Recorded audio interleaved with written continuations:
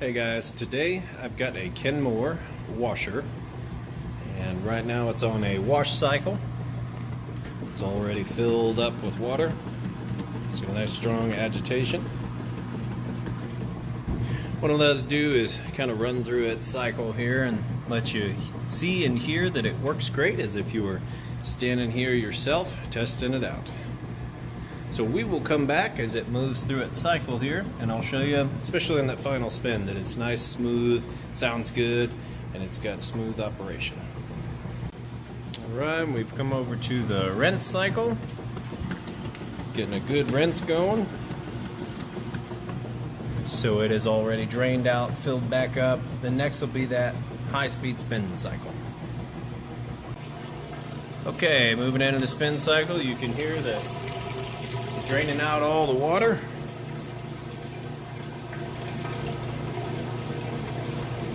So we'll come back as soon as it's up to full speed. Alright, just about up to full speed. One thing I will mention on this washer, I always check to see, as one of the 28-point inspection points is to make sure that the lid switch works and that it hasn't been hot wired, as I call it, which is people who don't know what they're doing, trying to bypass the lid switch. This particular lid switch was broken, which was the issue with this washer.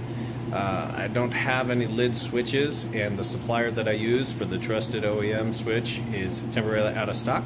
So I did a professional bypass on this, which can be just, as far as the connectors, everything's still in place, everything's grounded the way it should be, and if someone wanted to get a new lid switch, they would just unplug the old one and put the new one on. Everything is still intact, it's just simply routed around that switch.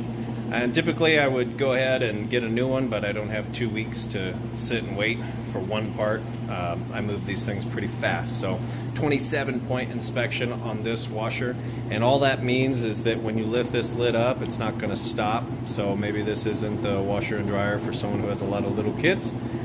Might be perfect for that single couple or someone who's not going to be opening and closing this while it's spinning nice and fast, as you can see. So nice, fast spin on the spin cycle. Sounds great. Works perfect. Here in a sec that'll shut off, and then we will get those clothes moved over to the dryer and show you that the dryer is also working perfectly and that it heats appropriately as well. Okay, so we've got those clothes now pulled out of the washer. You can see it's nice, clean. Everything looks good there. Here we have the dryer. It's in excellent condition, GE electric dryer. We've got those clothes moved over here. I'm gonna let it run for just a sec, and then I'll show you with my heat gun that it is properly heating. So go ahead, and we just got it on regular high heat. There you go.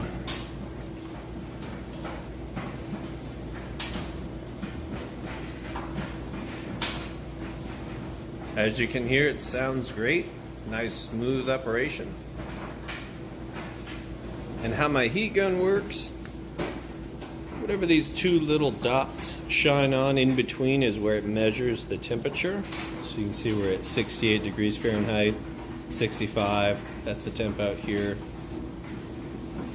So we'll go ahead and open this door and shoot that heat gun right into the back.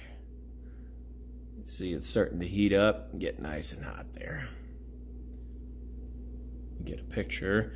And so essentially the inside of your dryer is going to get anywhere from 95 to 195. Just depends on what you have this set at, whether you're going for full heat or whether you're going for like a delicate low heat. So just whatever you want to set it on there. I am going to go ahead and let this thing dry up, these clothes. So we're going to let that run, but otherwise it's good to go. And there again, the point of these videos is as if you were standing here testing it out yourself. You know, when you get it home, plug it in, everything's going to work good. That's how I like to spend my money, so that's how I like to sell my items. I do appreciate you taking the time to watch this video.